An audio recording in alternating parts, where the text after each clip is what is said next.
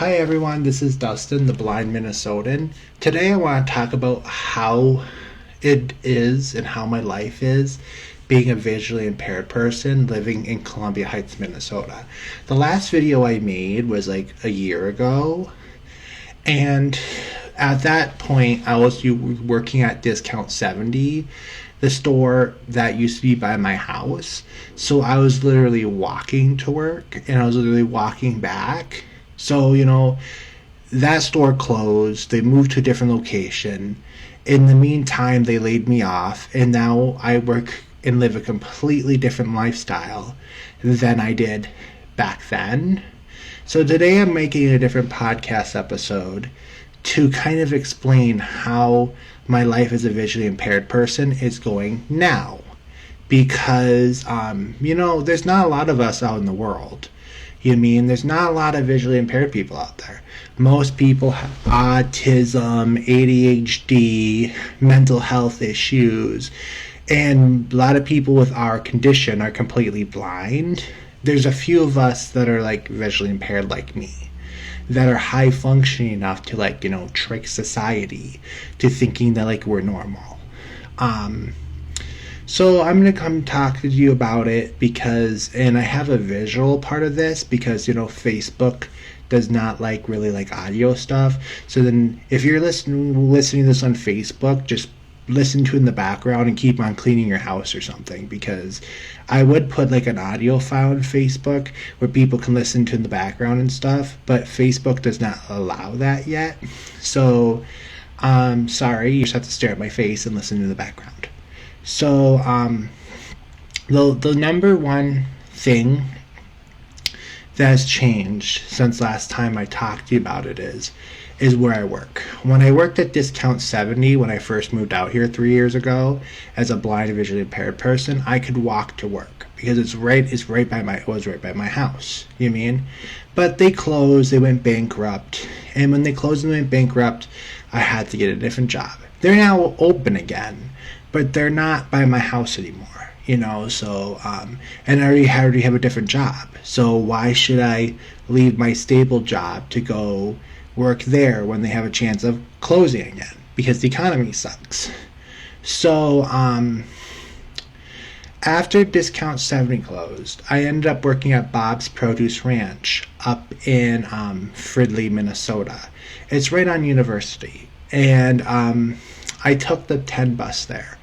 Every day I would take the 10U bus to work, get off on Osborne University, the bus stop there, in the snow, the rain, whatever. I would put on my boots and my thick raincoat, and I would walk to Bob's.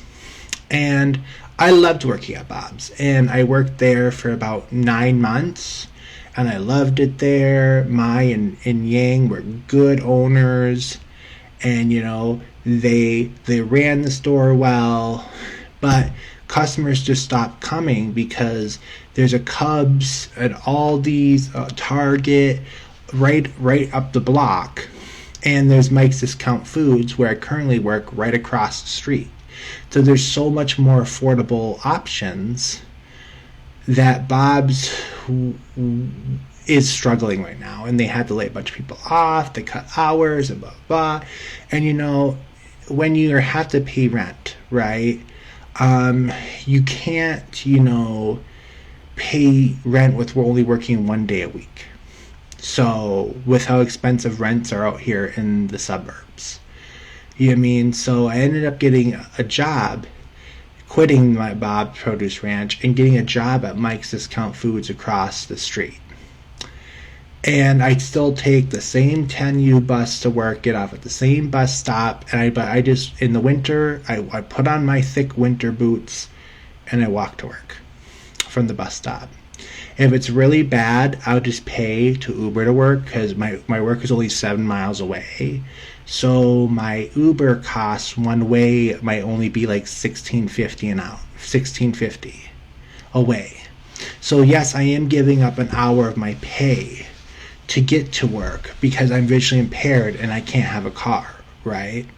But still, even if you're a sighted person, you still have to use your minimum wage pay to maintain your car or buy bus fare to get to work. So no matter what you get to get to work, it will cost you money, right? So, I pay $16 to get to work, $16 to go home, so be lucky I work 9.5 hour days, right?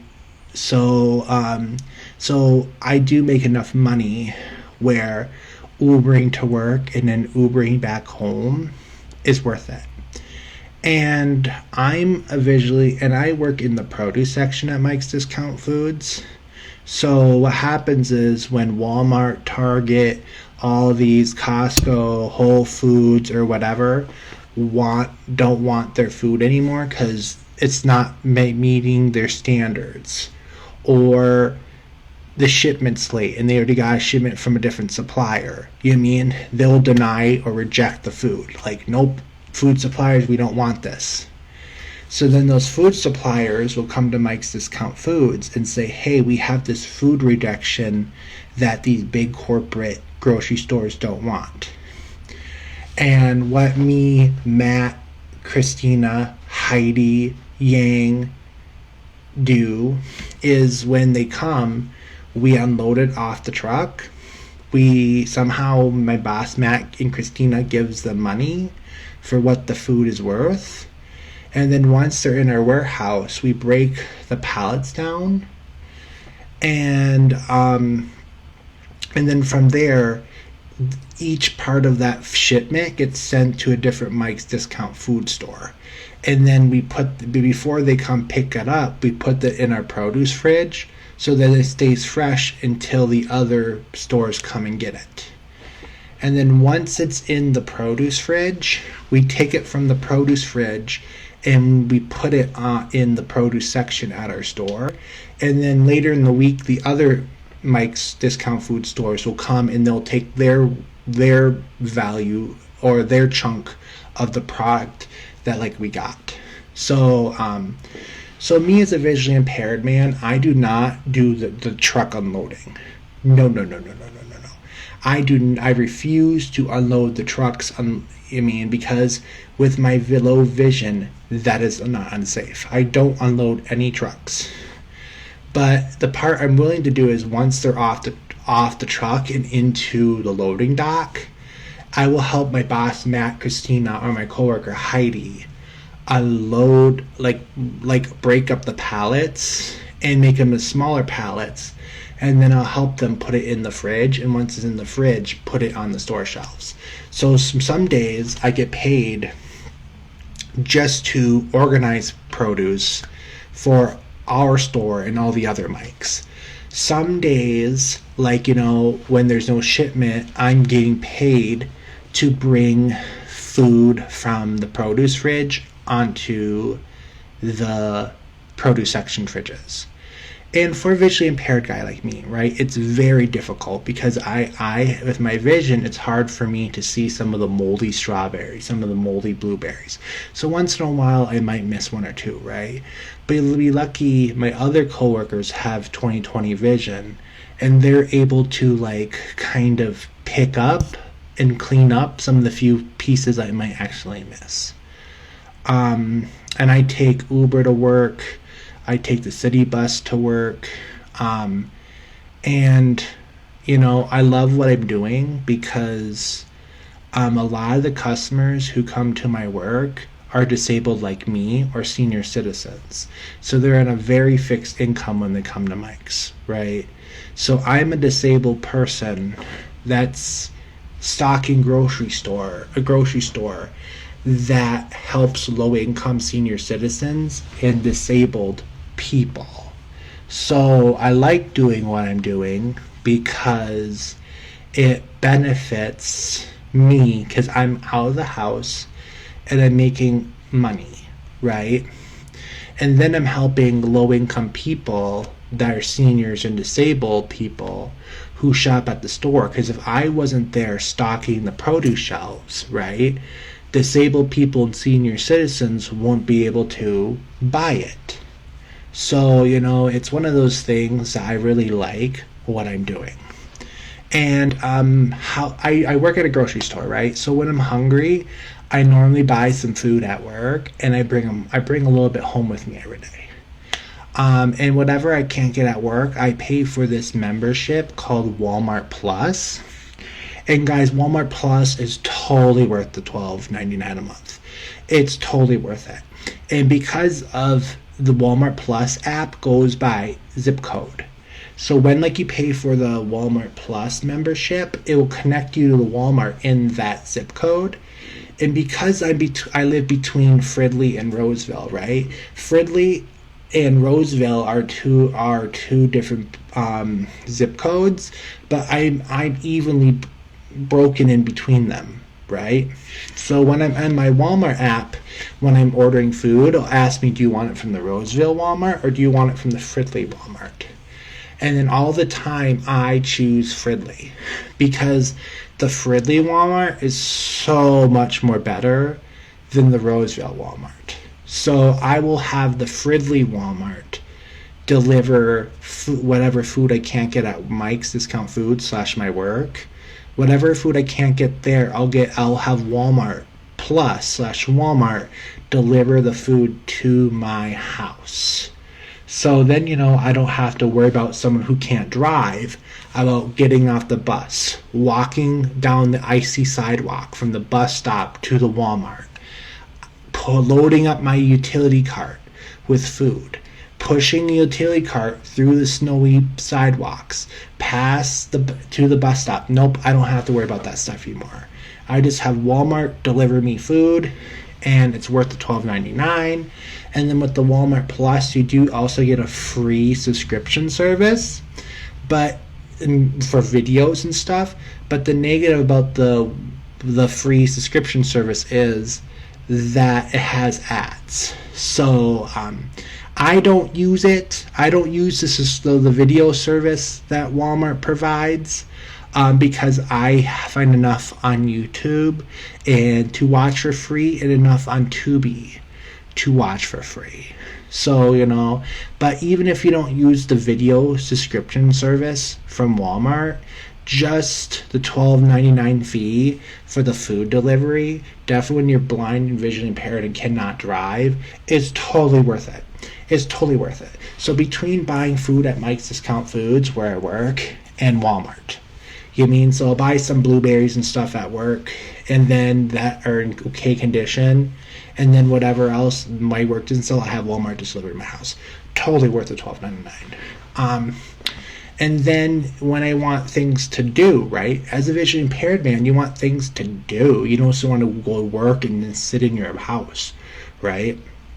So for things to do, I will take the 801 bus that goes Monday through Friday, that goes from the Brooklyn Center shopping center. It used to be where Walmart used to be, and it goes through over 694, and then goes through Columbia Heights, the 801, through St. Anthony into the Rosedale Center in Roseville. So if it's on Wednesday or Thursday, I will take that 801 bus and I will go to Brooklyn Center, shop at the shopping center in Brooklyn Center, or I'll go to Roseville and shop at Five Below, Barnes & Noble, the Apple Store, Best Buy, DXL, and all that in Roseville. And then, or if I go towards Brooklyn Center, I go to Burlington, TJ Maxx, Five Below. I go to Empire Foods, because of the bus. And sometimes if it's a weekend and the 801 bus isn't running, I'll take the 10 that goes past my work all the way to the Northtown Mall in Blaine.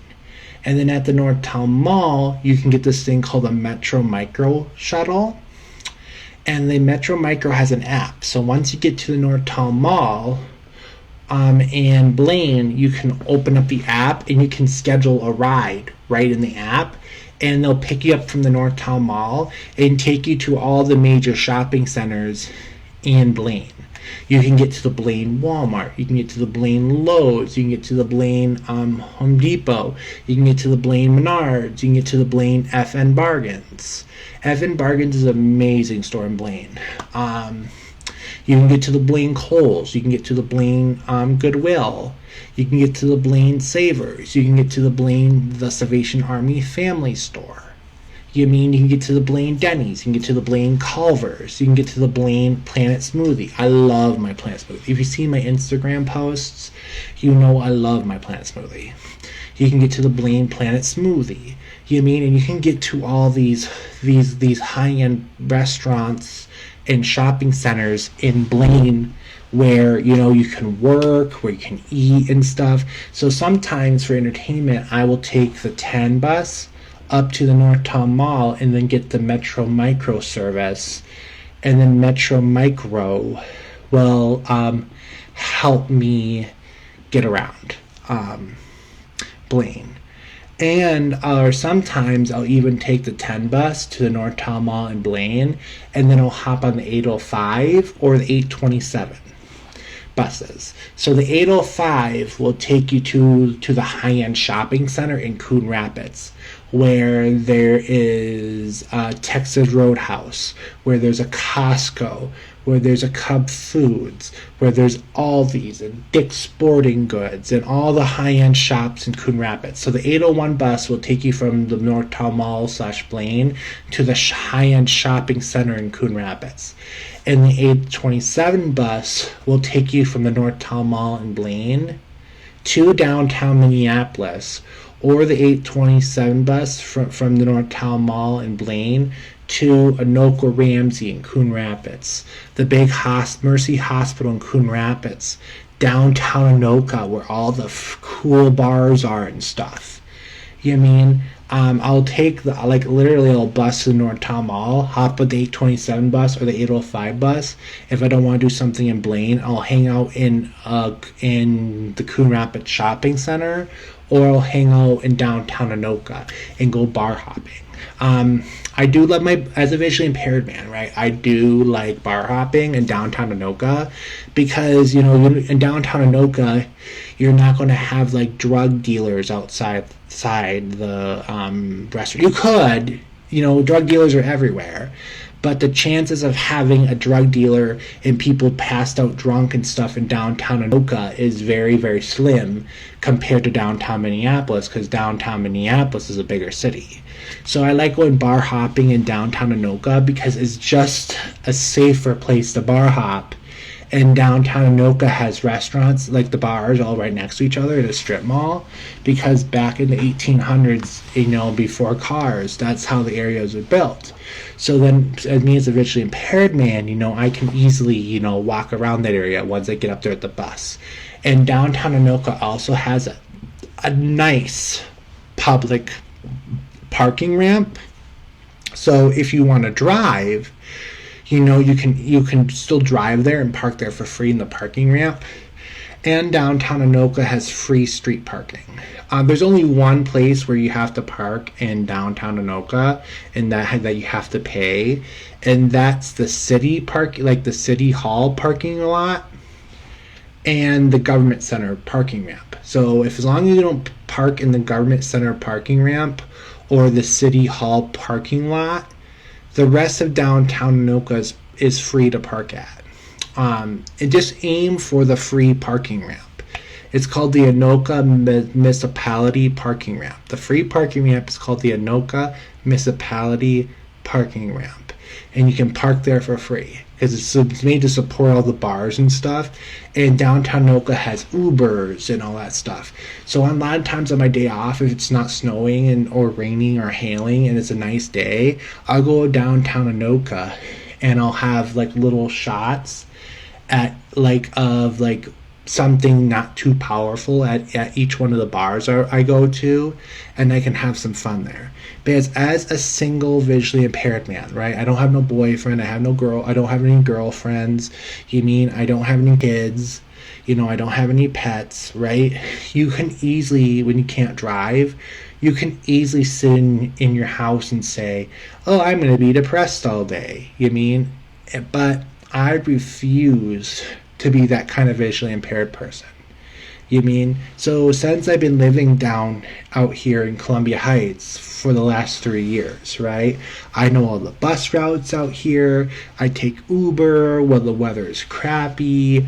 I have Walmart deliver me my food. You mean? I buy a lot of my furniture and all that from Target, and then Target and Fridley will deliver the stuff to my house, and then I can use my tools to assemble the furniture in my house. So, you mean, and so I love living out here as a visually impaired man. It just kind of sucks because most of us, our people, live in like St. Paul or Minneapolis because of the city bus connections. But I loved my time, a lot of things, when I lived in downtown Minneapolis, right? I'm like, cool, I can get to a new suburbs I want in 30 minutes and blah, blah, blah. I mean, there's a lot of pros, right? So if you're disabled and visually impaired or blind and you don't plan to work and you just plan to live off Social Security, downtown Minneapolis and downtown St. Paul are the best for you. But if you're just visually impaired like me, right, and you still want to work, downtown Minneapolis and downtown St. Paul are not the best because with the lack of office workers going down there and supporting businesses, there's a lack of businesses, so then there's a lack of jobs. So I moved out to Columbia Heights because I want to be a visually impaired person that works. So that's why I had to move out here. But, and I like it out here because a lot of my neighbors, are quiet. They work, they come home, they spend time with their kids, they go to bed and they sleep. And I live in Columbia Heights is a very South American immigrant community. So we have a lot of Ecuadorian restaurants. We have a lot of Brazilian restaurants. We have, so once in a while as a visually impaired person, it doesn't help. Sorry. It doesn't help that I can't really see a lot around me and I don't know Spanish. So, once in a while I do have issues, like, because a lot of my neighbors have issues with the English. So a lot of my neighbors have issues with English. So it's hard for them to understand me. And because I'm visually impaired, it's also hard for me to see their body language. But so sometimes in my area, I get kind of frustrated because it's hard for me to communicate with my neighbors or know who is who, because when I'm visually impaired, I can't see you. So when you're talking to me, I don't know who's talking to me because I work in retail, right? I run into thousands of people a day at my job. So then I'm trying to remember, is this voice from my neighbor? Or is this voice from someone at work? So when I'm out in the general public, right, because I can't see you, sometimes I don't know who you are. And then the other issue is, right, and I don't know Spanish that well. So that puts another barrier, right? So what I do is the iPhone has this translate app. So when I want to talk to my heavily Ecuadorian neighbors that mostly speak Spanish, I will use the translation app on my iPhone, and that's how I'll communicate with them because they can see 2020. And I'll speak into the translation app, and the translation app will turn what I'm saying into Spanish text. And then because they're 2020 vision, they can actually read my phone. So then that's how we kind of communicate, so I can kind of get things what I need in my neighborhood. And I chose this neighborhood because me and the Ecuadorians have a lot of similar values.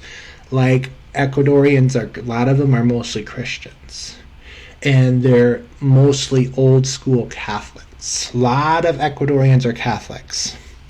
So I'm Lutheran Christian, right? So we're the more party Christian. We like the modern rap music. We like the modern we love Jesus music. I am Lutheran, so I'm more the modern part of Christianity. And a lot of the Ecuadorians are the old part of Christianity, like the Catholics, where you feel you have to like cut your wrist and drain the blood onto the cross and do sacrifices for God to love you. You mean like animal sacrifices? They're more like that old school kind of Christian. So it's not wrong. It's not, but at least I can relate to my neighbors because we both love Jesus.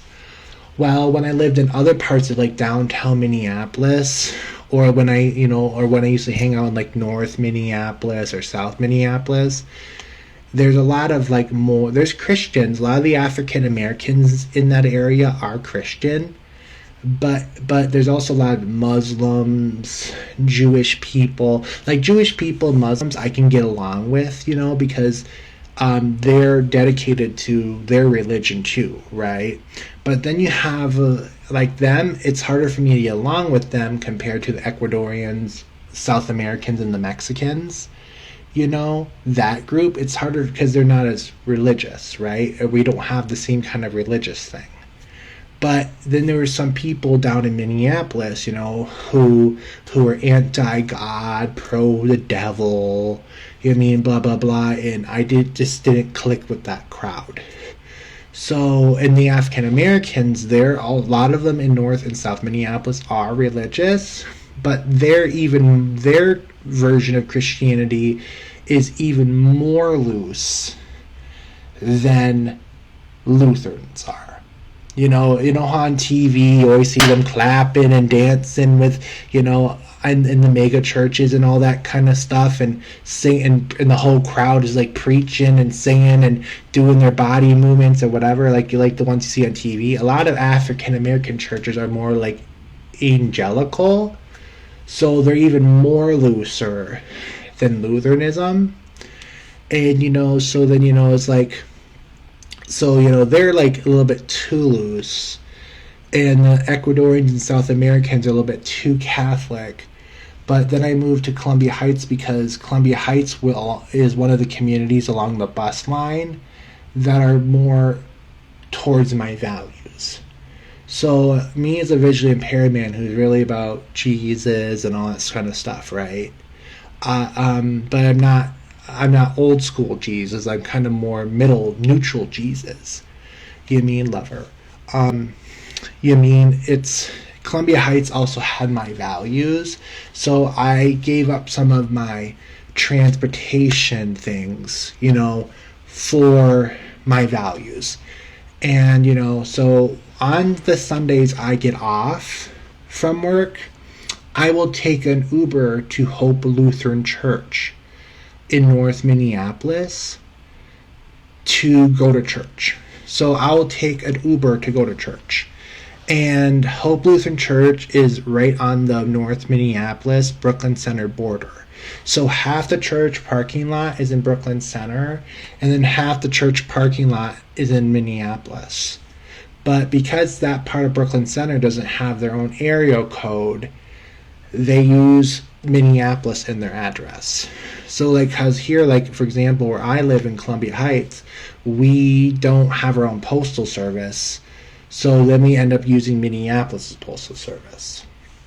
So, but it's funny is, if you go 2 blocks north, there is that part of Columbia Heights has their own postal service.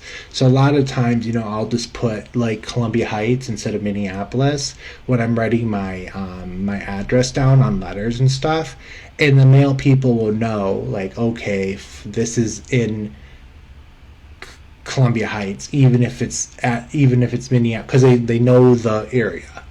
So so I go to Hope Lutheran Church in North Minneapolis / almost Brooklyn Center if I just walk across the parking lot. On Sundays when I have off, and I go with my friend Will and his friend AJ that I met at Bob's Produce Ranch. Because when I first came out here 3 years ago, me and my vision impairment were nervous because, when I lived in Maple Grove as a vision impaired person, / vision impaired man, I felt more confident at first because I knew everything in Maple Grove with the bike trails and stuff was walkable. and I could do it as long as the bike trails were like, plowed and stuff, And in Rogers, when I lived in Rogers, I lived in the downtown part of Rogers over by Cubs, so everything was plowed, walkable. I knew I can do it, right? But when I moved to Columbia Heights, I never knew this area. So I was a little bit nervous, right? But between Uber, Metro Mobility, the city bus, Walmart Plus delivering my food, I'm actually doing really good out here. And then going to church with my friend Will and his friend AJ that I met at Bob's Produce Ranch. I am loving it out here. And sometimes I do get depressed because I don't see a lot of people like me when I'm on the 10. I don't see a lot of people like me that are visually impaired and stuff and single when I'm at work, because in Fridley I'm mostly dealing with seniors or low-income families and disabled people who have autism or in a wheelchair or whatever. And sometimes I do get depressed because I don't see anyone like me. But then I have to remind myself that I moved to an area where there's not a lot of people like me. So then, I have to do some positive talk about how I have to make a pros and cons list to still prove that living here in Columbia Heights is worth it. And if you're visually impaired and you want to start working and start building up your resume, coming to a place like Mike's Discount Foods in Fridley is perfect because we're a small company, right? And the hiring manager actually works with me at the store. So you can actually walk up to him and say, hey, I'm blah, blah, blah, blah, blah. Here's my resume. I actually want to work here. So then, and I'm visually impaired like Dustin is, but I actually can do this. You might have to accommodate me a little bit, but I actually can do this. And Metro Mobility in Fridley, you guys, runs 24 hours a day. So if you live in New Brighton, or if you live in Fridley, or if you live in Columbia Heights, or Hilltop, or Coon Rapids, or Anoka, right? You can easily take Metro Mobility to the Mike's Discount Food store, even if you don't live on a bus line, and take Metro Mobility to work, and then take Metro Mobility back home. So even if you're visually impaired, you want a job, and you can see coming to a place like Mike's Discount Foods in Fridley, where I work, is a good start place to build your resume and contribute to society, and then build skills in retail, and then you can slowly go up the ladder. Like Mike's Discount Foods can be a start. And the next thing you know, you work there at Mike's Discount Foods for 2 years, prove yourself, then get a job at Cub Foods or Target or Lunds and Barley's. And then once you get to a big, nice, high-end corporate grocery store, you stay there and you prove yourself, and suddenly, one day you might be promoted to manager of the store. And then you're getting paid enough where you don't need Social Security. It's one of those things, right?